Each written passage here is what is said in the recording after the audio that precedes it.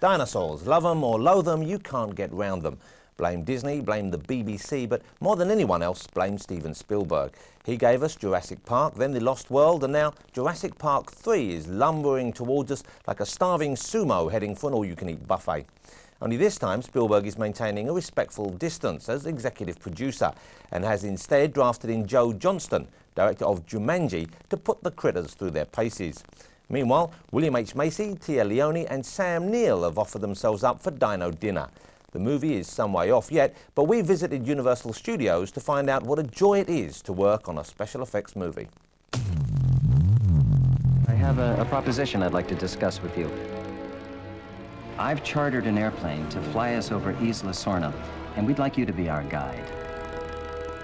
We'd love to make a contribution to your research here. My character says, trust me, if there are dinosaurs on the island, I'll hire some brawny types and we'll be safe. And Lord, are we not safe.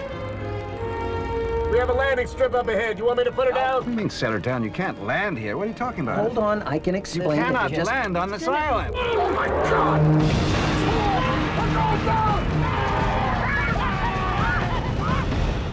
The brawny types get eaten up like in about the first 2 minutes, and we're running from dinosaurs for the next 90. What was that?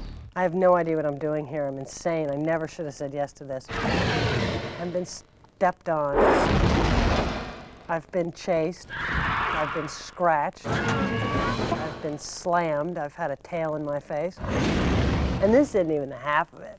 I mean, this is like day 2. You should see me on day 3. I'm like a bloody wreck. Wait, he's coming back!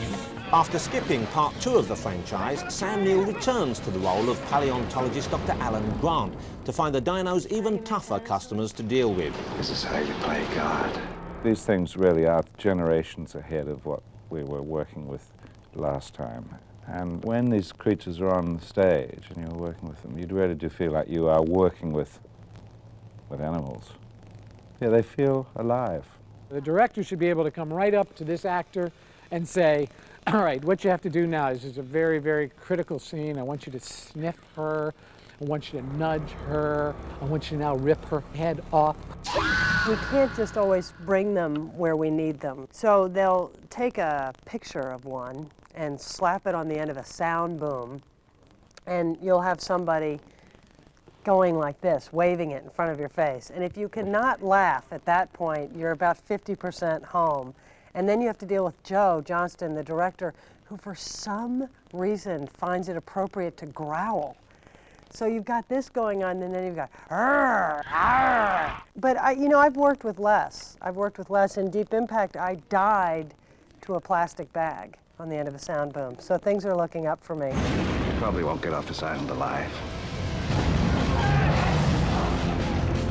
Some people may think it's a bit of fun to tangle with a 40-foot Spinosaur, but William H. Macy isn't one of them. You walk on one of these sets, there are about 100 and some odd people standing there, and 2 of them are having fun. And that's the director and the DP, because they're making a movie. They're making a movie all day, every day. Everybody else is waiting for their nanosecond when they step in. The rest of the time it's eating donuts and talking to the help, you know? And about the 5th month of that, you start to lose your mind.